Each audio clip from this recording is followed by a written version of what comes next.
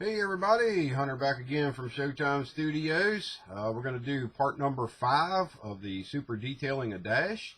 And before we get started, did watch a video from Rick Zink. He is actually following along with the tutorial and doing some experiments on his own and coming out real good. So I'd like to see some more of that. Any of you guys that are making progress, go ahead and put a video up and show us where you're at with your details. He's actually using some stuff out of the parts box, which is a real good thing to do. Many of us have, several dashes or gauge clusters or something laying around, so it's a good thing to practice on. So next, we're going to be moving on to doing the wood graining for anybody that wants to be doing the truck dashes. And this technique also works well for just about anything you'd want to do wood graining on.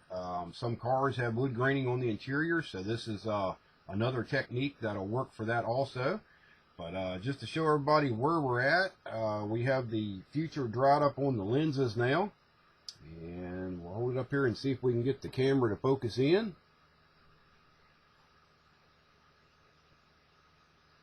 And that's what we're looking like right now at this point. And it's coming out pretty good. You can see the depth and the way the detail is really getting crisp and clean, and everything's looking real good. The gauges, they're looking the part. You can see all the red needles, and hard to show up on camera, but there is some blue and green mixed in those gauges in various spots that makes it look real good. And the other neat thing about this also is this is a kit part. Nothing aftermarket has been added to this. So you could do this on a box stock build, and that's what makes it pretty impressive. This is some of the techniques that's very nice to learn, and when a lot of you hear me say that a box stock model can compete against some super detailed cars or trucks or whatever, that is true. The guys that are throwing all the gadgets and gizmos at the models, us box stock builders that tend to enjoy that, we can turn out very nice products too, just by going in and using some pretty simple techniques. Takes a little bit of practice, but once you get them, you can use them on every build. It's basically the same, and this is what you can turn out. So now we're going to move on to the wood graining, which is going to be done with some transparent paint, and or actually we're going to make a transparent paint. And I'll show you how we're going to go about doing that. So we'll pan the camera down here, and I'll show you what we'll be using, and we'll get started. Okay, I'm going to be using a mixture that's from Vallejo, and it's actually a model color, and it's number 8822, and this is a German camo black brown. And I've got a little bit of it here in the cup, and there's actually 3 drops in there, and I have about 4 drops of water in there with it. And we're going to be using the pointed brush that I showed. Actually, that's not the one I showed on the beginning on the first video. It's over here. I'm going to be using one just a little bit bigger, not much, but I like the handles on these a little bit better. They're a little bit bigger around, a little bit more control for me, so I'm going to be using that. But it's basically a 10-0 brush. I think that's what this one is. Yep. So we're going to be doing the wood graining with that. So all we're going to do is we're going to mix a little bit of, I'll dip the brush into the actual paint, and then I'll move it over here toward the water. And what that does is it kind of gives me an idea of how thin my mixture is going to be, or how thick. And you want to make sure that in this stage here, you don't want to get too much color in this part when you're doing the wood graining, because it won't be transparent. So make sure that you're not using too much. The good thing is, if you don't use too much when you do this, you can always go back over it. But if you put too much pigment into this mixture, it's going to be too dark, and it won't be transparent the way that you want it to be. So we're just mixing this around a little bit, and that's looking pretty good there. And all we're going to do is just get, a bunch of it up into the brush. It's drawn all the way up to the ferrule of the brush. And we're just going to go in and we're going to move that around a little bit. And basically what this is more or less, it's a wash. That's pretty much the best way to put it. It's very thin and it's going to be very transparent. But you just go in and just work around all your detail and try to make sure that you keep it on the outside of all your bezels. Don't, you know, jump up over top of the bezel and get it on top of the gauge, which wouldn't be a big deal because you have the future in there, so it would wipe off. But this Vallejo, after it sets a little bit, it's very hard to get back off. So, you know, just take your time while you're doing this, and you will notice with this being more of a transparent wash that it will collect up against the bezels, and that's fine because what that's doing is actually creating like a shadow around your bezels, and it's actually making the gauges pop out a little bit more, so that's good. And this will be just the first step in the wood greening technique. There is more to come. There's more stages in this, so this is just the first stage of it.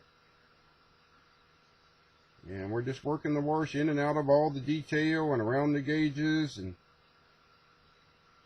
no particular order on how you move your brush around. Like I say, this is transparent, so it really doesn't matter at this point.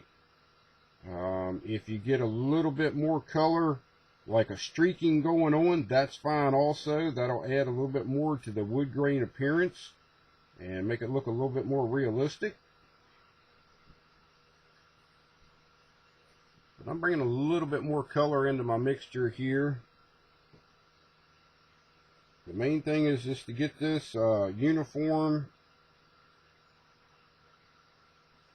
and just be very clean around all of your detail. And like I say, once we get this all done, we'll actually be going back in and doing a very light dry brushing across the bezels again, just to make sure that they stay silver and keep that metallic look that we're going for on those. One thing to remember also when you're doing these washes like this is to make sure that the mixture is flowing and it's not just sticking in one area. If it's sticking in one area, you have too much pigment or too much color in your paint or in your wash, and you want to go ahead and thin that out with some more water. Because like I say, you can always go back and go over this again, but if you get too much down to begin with, you won't be able to do that, and it could affect the way that the wood graining turns out. Now you could also go in and use some of the Ushi decals that are very, very thin. I actually did a tutorial on those, and they're very good decals, but they're also very thin and finicky to work with. But if you want a very, very realistic decal that's wood grain, those are about the best on the market that I've used. But I like doing these washes and stuff like this. It just it gives me a little bit more satisfaction to know that I created the look, and you know, I didn't use a decal or whatever to do it. And you know, it's just it makes this part of it fun. It makes it creative, and you know, it tests your skills. So it's something to, you know, definitely practice and, you know, get somewhat good at it. And you'll learn each time you do it. There's you know, something that may happen, and you'll go, oh, well, that's pretty cool. I'm gonna do that on the next one. So, but as you can see, we're still working around just the one side of this dash. We're almost done. We've got the mixture flowing real well, and that's what you want. You don't want it to stick in one area.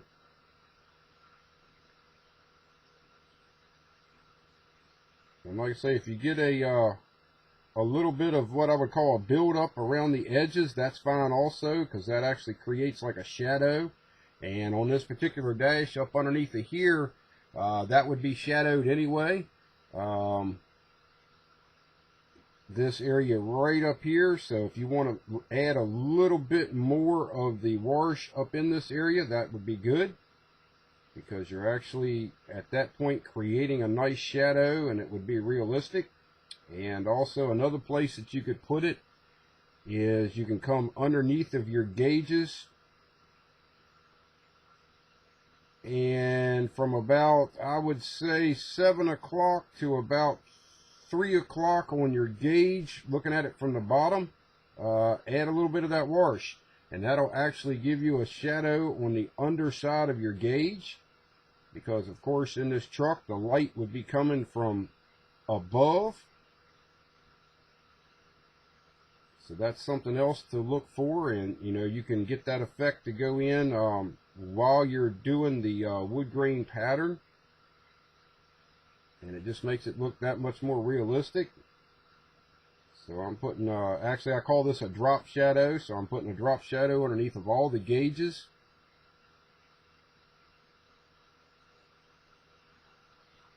And I don't know what this is looking like on video, because I haven't quite looked up at it, because Chevy Cheeseburger would get on me. He would say I keep looking at myself on camera, so I'm actually paying attention to what I'm doing here. And alright, so we have that side done. Now we're going to go ahead and take some of our mixture and go over to the other side of the dash. But the main thing to remember about this is just make sure you keep it transparent, and that way you're not putting too much down, and you can always go back and add some.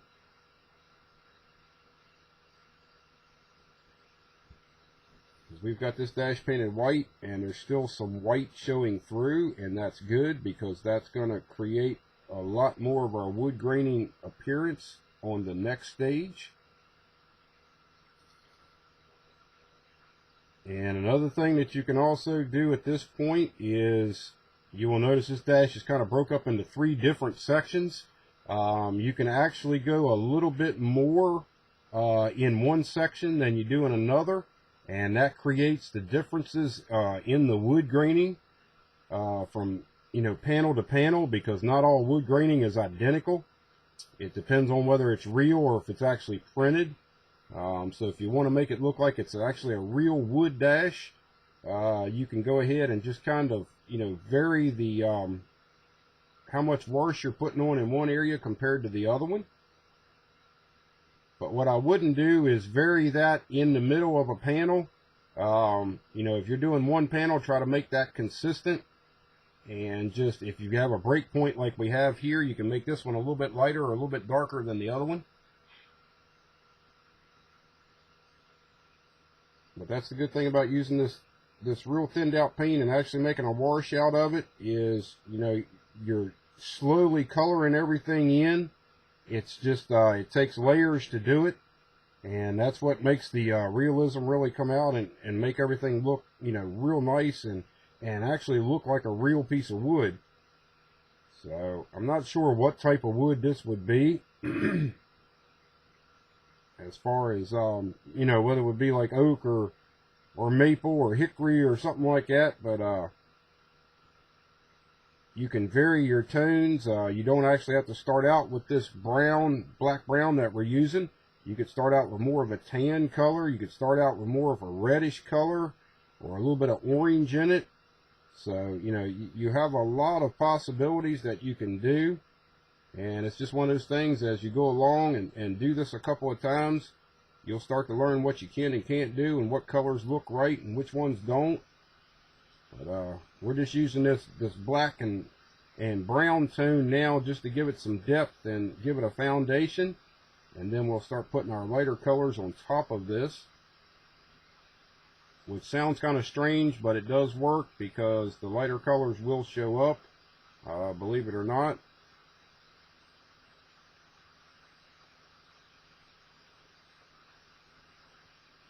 And I'll hold this up here. As soon as we're done with this part, I'm going to go ahead and shadow this top of this dash a little bit here, just like we did on the other side.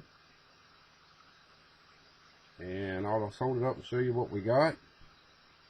And another thing to remember is don't worry about getting it up on the edges, you know, out of this area, because you're going to be painting all that, and as you go along, a lot of this is going to change as far as, you know, your texture and your colors and stuff like that. So don't worry about that too much.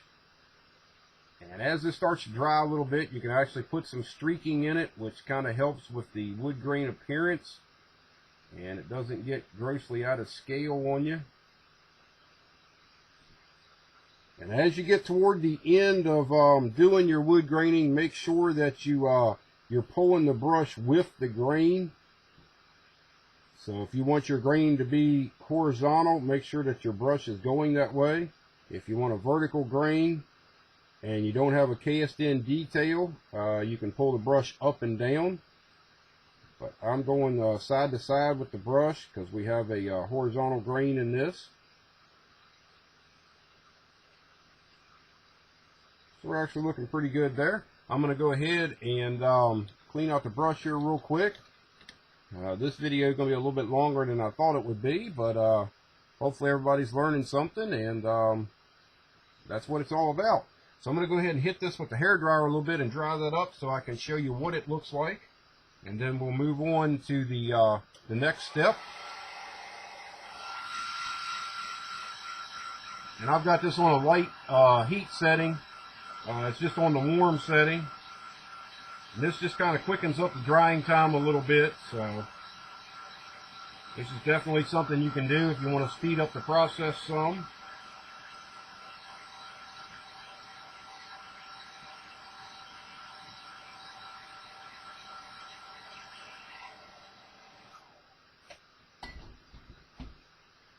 Okay, and we'll hold it up here and I'll show you where we're at this point. And then we'll move on to, in the next video, we'll move on to the next part of this process. And that's what it looks like now. I mean, it kind of looks like, you can see the different streaking and stuff I have in there. And that's with more of the black that creates the shadows. You can see more of a shadow underneath the gauges there and around the top edge of the dash. And you can also see where it kind of collected down the sides a little bit, and that's fine on this stage here. Now the next one that we go in and do, I'll actually be putting a lighter color on this, and that'll really dress it up. And then once we get a clear coat put down on this, it'll really start coming together and look real nice. And probably what I'll do at the very end, as I flick it there in the light, if you're looking at the gauges, you can see that future starting to draw down even more. I'm going to go ahead at the very end of this and I'll put another coat of future on the gauges to make sure everything comes out and looks good. So that's what we have right now, and it's looking pretty good. So we'll in the next tutorial part of the tutorial series, we'll be doing the lighter color on that. So stay tuned for that. That'll be coming up sometime either tonight or tomorrow night. We'll have that up. So if you're following along, just you know, post some of your work or whatever on a video and let me see what you have accomplished, and if this tutorial series is helping you, and if not, we'll work on something else and see if we can get the information that you're looking for. So that's about all we have for this one. Like always, I thank you for watching and supporting Showtime Studios, and we'll talk to you later. Bye-bye.